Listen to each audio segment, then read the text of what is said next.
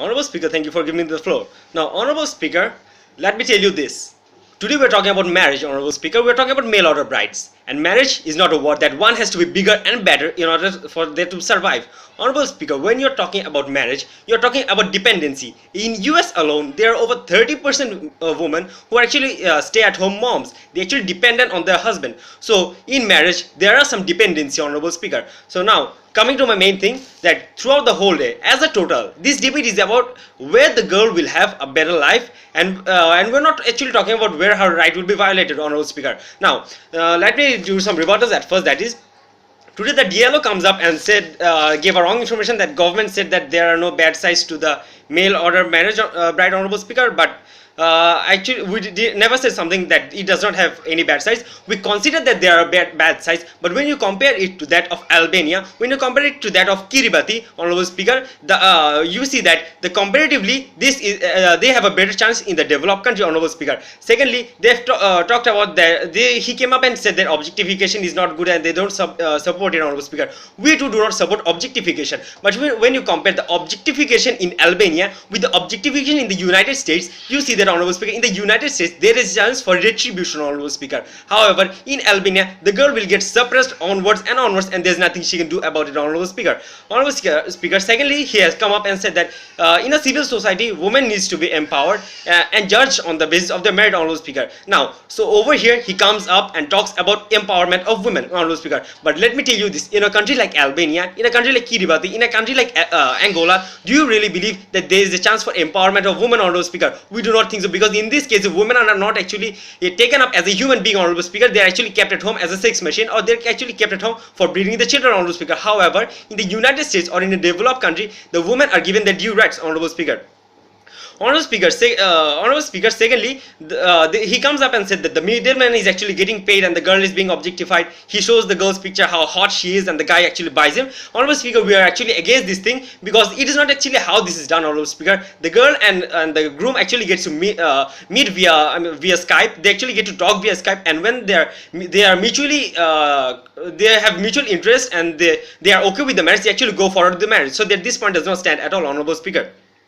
Honorable Speaker, he also comes up and says that the people in the United States have a busy life and the neighbors do not have enough time to actually give any damn to the girl. But Honorable Speaker, let me cite you an example. On 17th September 2004, just because a woman let her 8-year-old son play outside 150 years from the home, child services and police were called by the neighborhood. Honorable Speaker, just imagine what would have happened if they had seen that an Albanian girl was beaten over there, Honorable Speaker, or abused over there, Honorable Speaker. So we see that in a country like US, the people are really much conscious about the rights of the woman and of themselves, Honorable Speaker.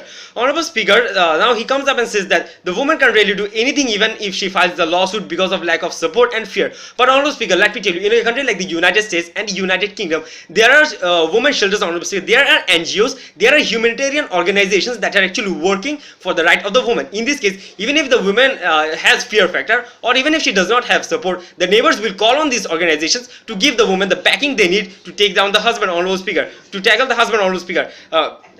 Then again, she also comes up and says that in case that the woman has a really bad husband who abused her and she was deported to the country, she will not be accepted in the society. But let me tell you, Honorable Speaker, we are talking about the society of the girl's country, where she was not, where the people do not even consider her humans, Honorable Speaker. In that case, even if she got divorced from the first marriage, she would not be accepted in the society, Honorable Speaker. Honorable Speaker, then they come up and say that education is not, education in the developed countries is not feasible for the girl because it's expensive and stuff. But let me tell you, Honorable, in developed countries, there are always community colleges to serve these women who cannot pay hence that amount of money for the universities, Honorable Speaker. So in this case, just the community college in the United States is far better than any good college in the Albania, Honorable Speaker. Honorable Speaker, then they come up and tell how this causes the woman to be dependent on the male completely, Honorable Speaker. Like I already said, Honorable Speaker, the marriage is actually about dependency. It is not a word that one has to be better, one has to be stronger in order to survive, Honorable Speaker. Here, there is through mutual understanding and through mutual dependency, they actually create a life. They're creating a life for that for the future generation, Honorable Speaker. Honorable Speaker, now they also come up and said that for the girl to survive in the United States, we need to set up surveillance and stuff, Honorable Speaker. But I've already clearly shown you how being an exotic girl over there, she's actually getting support of the nature and also getting the attention, Honorable Speaker. Honorable Speaker, now they also tell us that how the husband is getting the upper hand after sending thousands of dollars. But let me tell you this, Honorable Speaker, the husband and woman both are vulnerable in this case, Honorable Speaker, because the husband also may think that the woman he's marrying from the other country is actually coming to the country to use him to get the green card, Honorable Speaker. If we look at many examples, we will see that women use the husband for green card and actually dumped him after their marriage, Honorable Speaker. And also the other thing is the women actually have a safeguard, Honorable Speaker. And the thing is the woman can actually sue him after 2 years as she will get the citizenship, Honorable Speaker. In this case, husband knows if he abuses her now, after 2 years she's gonna sue him, which will cost him both money and he may need to go to the he will be sent to the jail as well, Honorable Speaker. Honorable Speaker, now let me show you the comparative analysis that we're doing, Honorable Speaker, because today's debate is about where the girl will get a better life, Honorable Speaker. We're not talking about how she's mistreated in the country or how she may face abuse in the country, in the developed country, Honorable Speaker. Now let me tell you the comparative analysis, Honorable Speaker. Now, when they are actually talking about the objectification of women, Honorable Speaker, we believe the objectification of women occurs more in the underdeveloped countries, Honorable Speaker, because in the underdeveloped countries they have no say, they have no right, they are not even treated as human beings, Honorable Speaker. So in countries like United States, the objectification of women is far less, Honorable Speaker.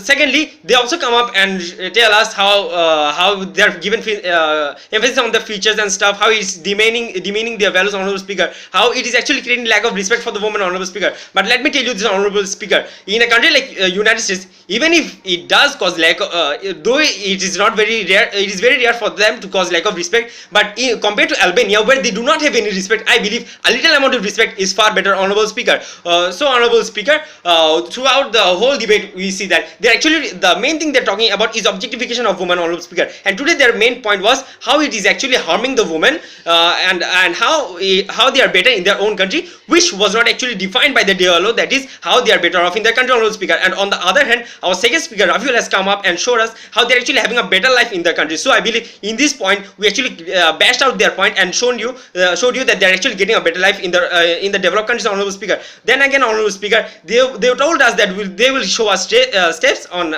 how to improve the life on those countries of the girls, Honorable Speaker, but they have clearly not given us any constructive, Honorable Speaker. So if we summarize the debate, Honorable Speaker, we have come up and show you how it is actually creating an opportunity for the girls to get better life, Honorable Speaker, how it is actually creating economic stability and social stability, Honorable Speaker. We have shown you how it is a win-win situation for both the girls' family and the boys' family, Honorable Speaker, and we have also shown you comparative analysis through which we actually showed you that life in the United States that she gets as a mail order bride is far better than she gets in Albania, Honorable Speaker. So I believe we bashed out the opponent's standpoints, and we also showed you why this is far better option and why the mail order why this house should register them as a mail order bride, Honorable Speaker. Thank you very much.